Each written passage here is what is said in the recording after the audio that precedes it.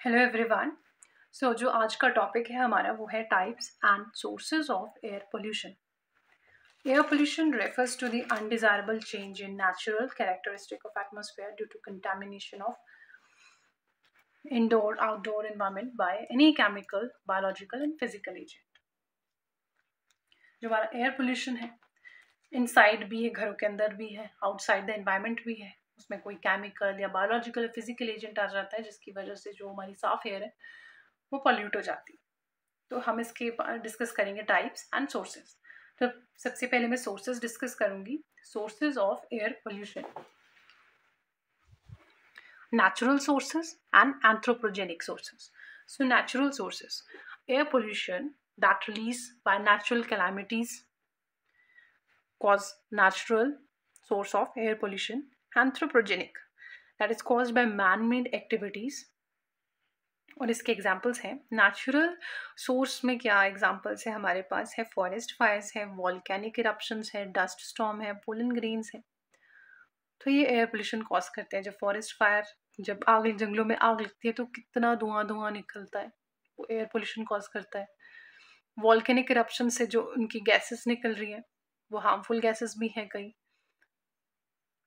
वो भी एनवायरनमेंट को पोल्यूट कर रही है। डस्ट स्टॉर्म, सारे सस्पेंडेड पार्टिकल्स हमारे एयर में आ गए हैं, विजिबिलिटी भी कम हो गई है, तो ये एयर पोल्यूशन कॉज कर रहे हैं। पोलन ग्रेन्स भी एलर्जी कॉज करते हैं, is not good for the human beings.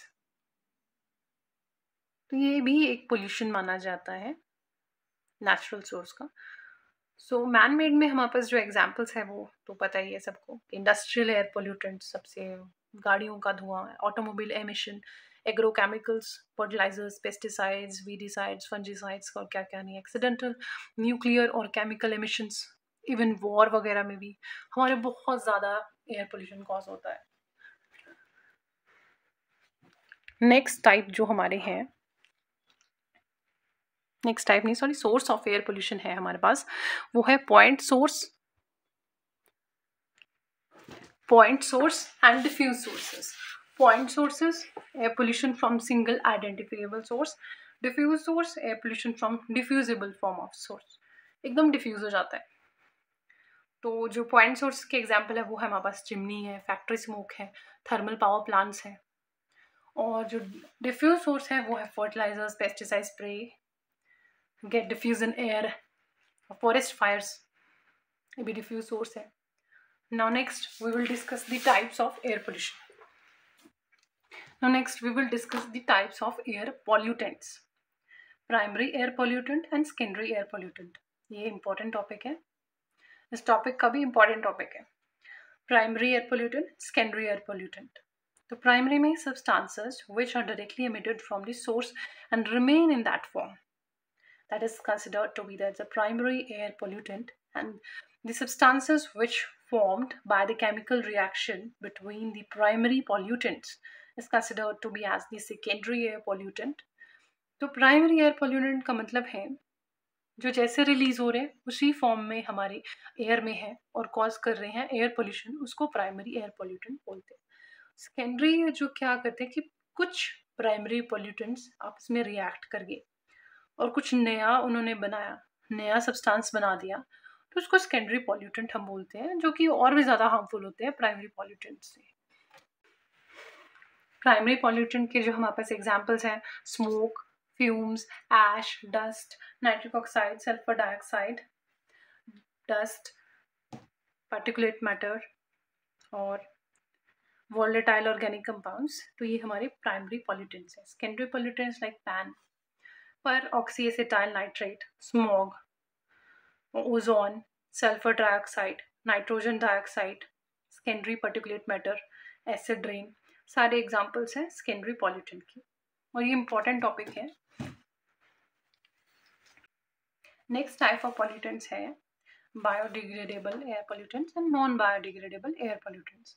तो biodegradable air pollutants are those which can be easily broken down into simpler substances and they cause air pollution. They are considered to be as a biodegradable. And the non-biodegradable are those which remain in nature without being broken down into simpler substances. Non-biodegradable.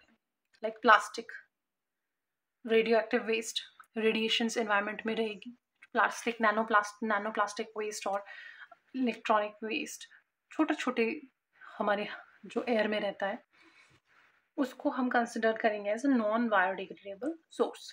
Types according to their existence in nature,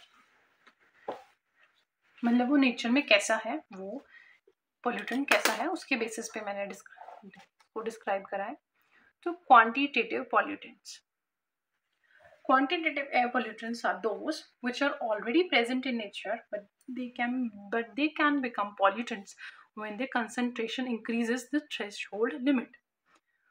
तो quantitative pollutants वो pollutants हैं, वो है already environment पे, लेकिन वो harm नहीं कर रहे। जैसे ही उनकी कॉन्सेंट्रेशन इंक्रीज होगी तो वो हार्म करेंगे, और एक पॉल्यूटेंट्स मेजर कंसर्न बन जाएंगे। अगर उनकी थ्रेशोल्ड लिमिट से चीज़ बहुत ज़्यादा हो गई तो उसको हम क्वांटिटेटिव पॉल्यूटेंट्स बोलेंगे। नेक्स्ट टाइप ऑफ पॉल्यूटेंट्स हमारे आते हैं qualitative pollutants, like pollutants whose presence cause pollution even in trace amounts, like nuclear waste। अगर एटमॉस्फेयर में न्यूक्लियर वेस्ट है, उसकी रेडिएशन एटमॉस्फेयर में है, तो उसको भी हम एयर पोल्यूशन कंसिडर करेंगे। इवन ट्रेस अमाउंट में भी न्यूक्लियर रेडिएशंस हैं तो वो हमको बहुत ही हार्म करेगी। और क्वांटिटेटिव पॉल्यूटेंट्स का एग्जांपल मैं देती हूँ, जैसे लाइक कार्बन डाइऑक्साइड, मीथेन। इनकी presence, they are already, these gases are already existed in environment, but जैसे ही इनका नंबर इंक्रीज करेगा, इनकी क्वांटिटी अगर बहुत ज़्यादा हो गई एनवायरनमेंट में, तो एक बहुत हार्मफुल इम्पैक्ट क्रिएट करेगी, ग्रीन हाउस इफेक्ट क्रिएट करेगी। और ऐसे ही लाइक नाइट्रोजन डाइऑक्साइड है, नाइट्रोजन ऑक्साइड्स हैं, सल्फर ऑक्साइड्स हैं, ये थोड़े थोड़े हैं, कॉज कर रहे हैं, लेकिन अगर इनकी बहुत ज़्यादा क्वांटिटी एयर में, एनवायरनमेंट में बढ़ गई तो ये कंसिडर करेंगे as a quantitative pollutants. Third हमारे पास है पर्टिकुलेट पॉल्यूटेंट्स। पर्टिकुलेट पॉल्यूटेंट्स कौन से होते हैं? Are those which are extremely small solids, liquid particles present in atmosphere are considered to be as particulate pollutant. मतलब हवा में रहेंगे वो सस्पेंडेड, या छोटे छोटे हवा में कण बोल सकते हैं, डस्ट पार्टिकल बोल सकते हैं, नैनो पार्टिकल्स, नैनो प्लास्टिक और नैनो मेटल्स। हमारी जो ये चीज़ें हैं, that is non biodegradable pollutants में जो हमारी ये चीज़ें आती हैं, उसको हम पर्टिकुलेट पॉल्यूटेंट्स बोल सकते हैं। फ्लाई ऐश हैं, सिलिकेट्स हैं, कैल्शियम ऑक्साइड्स हैं, ऑक्साइड्स ऑफ हैवी मेटल्स हैं, नैनो पार्टिकल्स हैं, लेड है। इनकी प्रेजेंस अगर इन्वायरमेंट में हो तो बहुत ज़्यादा एयर पोल्यूशन कॉज करेगी। और ये किस टाइप का पॉल्यूशन है, इसकी टाइप क्या है? ये पर्टिकुलेट पॉल्यूटेंट्स है हमारे।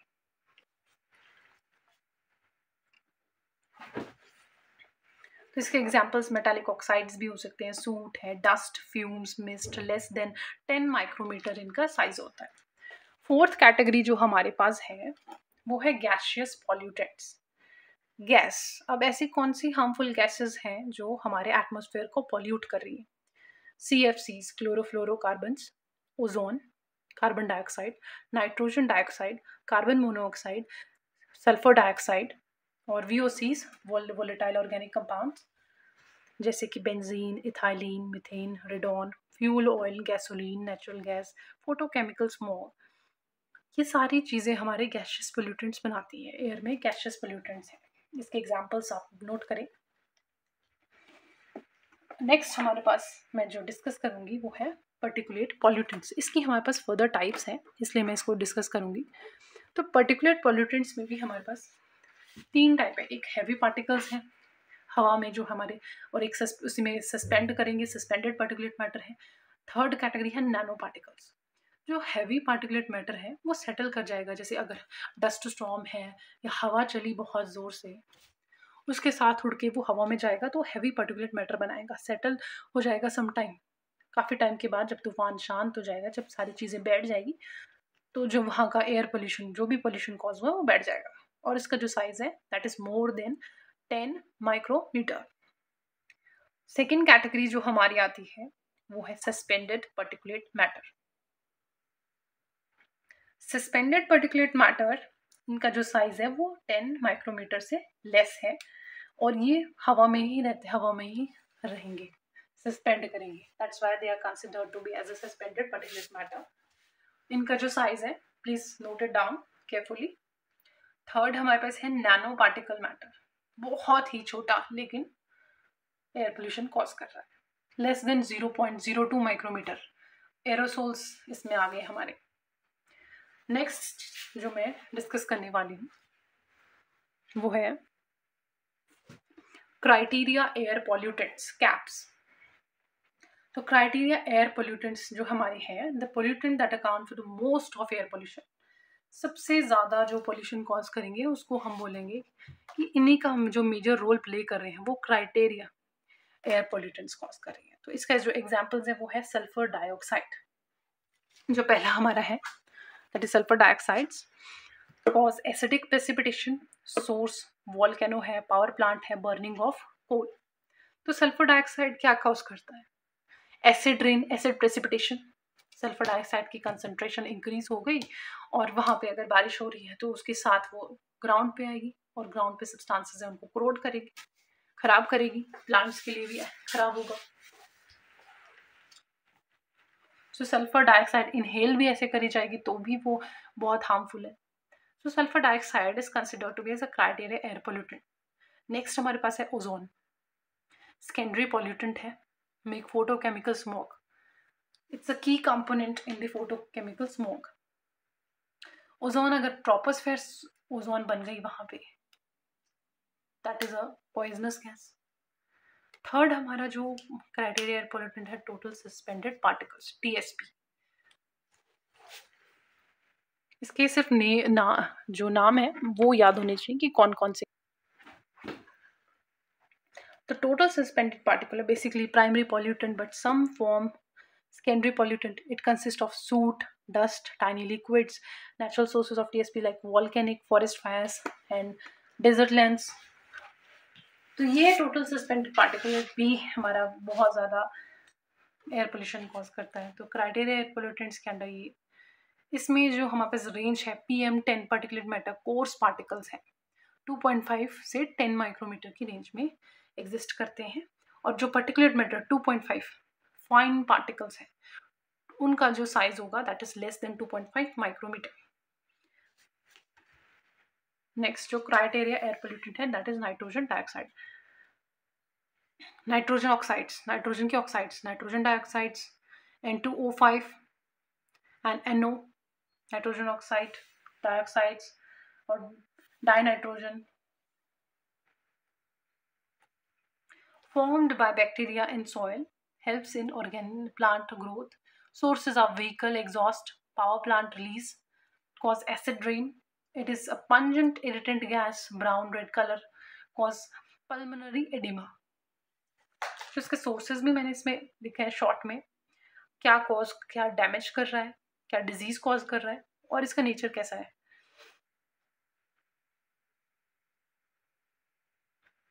It is a pungent irritant gas.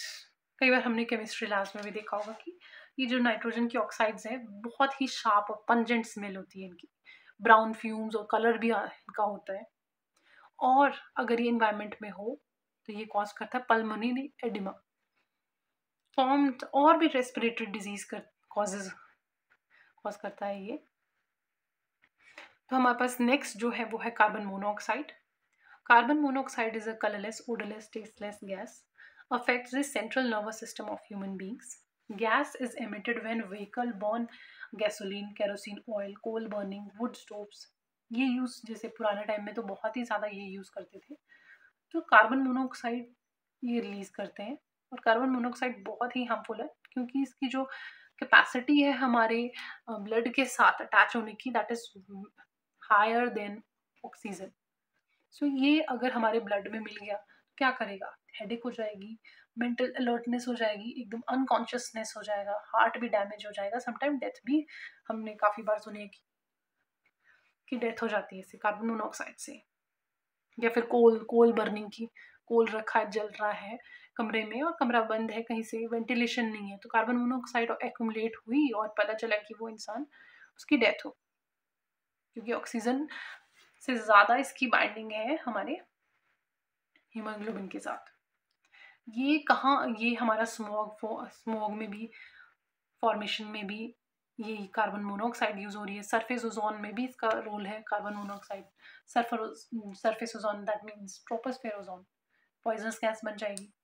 Lead, जो नेक्स्ट हमारे पास criteria pollutant, lead. It is used in manufacturing of pipe, paint, houses, gasoline, storage, batteries, lead mining, release from vehicles.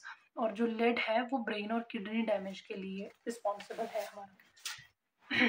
This is not good in environment और इन anywhere in water also.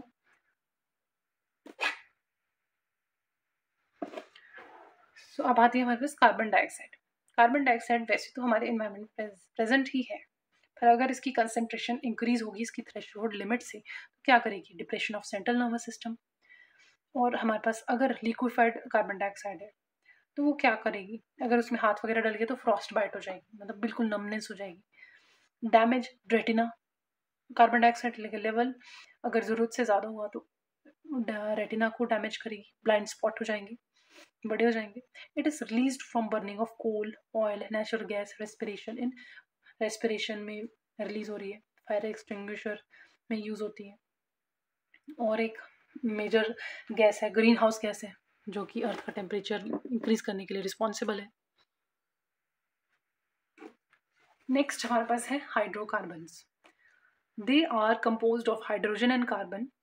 इसका जो example है हमारे पास volatile organic compound VOCs are compounds which take part in atmospheric photochemical processes. VOCs are composed of hydrogen, carbon and other elements, oxygen, nitrogen, chlorine, fluorine.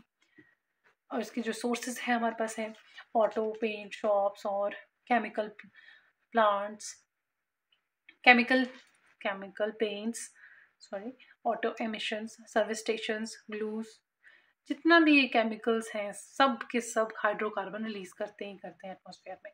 और इससे हमारे पास hydrocarbon से क्या होगा? हाइड्रोकार्बन से हमारे एटमॉस्फेयर में वोलेटाइल ऑर्गेनिक कंपाउंड्स बन जाएंगे विच इज़ वेरी हार्मफुल। और ये रिएक्ट भी करते हैं, VOCs react with other primary pollutants in the air and make secondary air pollutants. Photochemical smog ये बनाते हैं which is very harmful. Next हमारे पास है कि कम क्वांटिटी में, इतना नहीं है, tobacco smoke. Tobacco smoke affect active and passive smokers. Tobacco smoke possess carbon monoxide, acridine, cyanide, benzpyrene, tar, nitrosamine, vinyl chloride, trace elements, nickel, polonium, which are carcinogenic. इसका amount थोड़ा कम है, लेकिन लोग टोबैको स्मोक करते हैं। तो जो active smoker है, जो स्मोक कर रहे हैं, पैसिव स्मोकर जो उनके पास सराउंडिंग में हमारे जो वहाँ पे बैठे हुए हैं, उनके लिए भी ये बहुत खतरनाक है। फोटोकेमिकल स्मोक, ये येलोइश ब्राउन है, ओपेक स्मोक और फॉग से बनता है। इसमें हमारे पास वोलेटाइल ऑर्गेनिक कंपाउंड्स भी हैं, रिएक्ट करते हैं, नाइट्रोजन ऑक्साइड्स भी हैं जो फोटोकेमिकल स्मोक बनाती है। Formed by reaction of the secondary pollutants like ozone, peroxyacetyl nitrate, aldehydes, phenols, sulfur dioxides. तो इससे ये photochemical smog बनाती है। Photochemical smog inhibition is to add। तो नेक्स्ट चीज एक टर्म है that is air toxics. Air toxic एक टर्म है, substances which are hazardous even if they present in trace amount, those are considered to be as air toxics. इसको हम qualitative pollutants भी consider करते हैं, लेकिन एक टर्म भी है इसकी, एयर टॉक्सिक्स। ये जेनेटिक डिसऑर्डर कॉज करते हैं, कैंसर कॉज कर सकते हैं, म्यूटेशन, फीटल एबनॉर्मेलिटीज। और इसके जो एग्जाम्पल्स हैं वो है हमारी arsenic, asbestos, benzene, cadmium, cyanide, lead compounds and even radioactive substances. So ये आज के जो हमारा टॉपिक था types and sources of air pollution में, तो ये आज यहीं तक इतना ही। इसमें जो हमारे मैंने इम्पॉर्टेंट ही पॉइंट्स डिस्कस करे हुए हैं, ज़्यादा लेंदी नहीं डिस्कस करा हुआ है। जो एग्ज़ाम पॉइंट ऑफ व्यू से इम्पॉर्टेंट है वही मैंने शॉर्ट नोट्स बनाकर आपके साथ डिस्कस करे हैं। Please like and subscribe. और कमेंट्स करना फर्दर इम्प्रूवमेंट के लिए. So that's all for today. Thank you.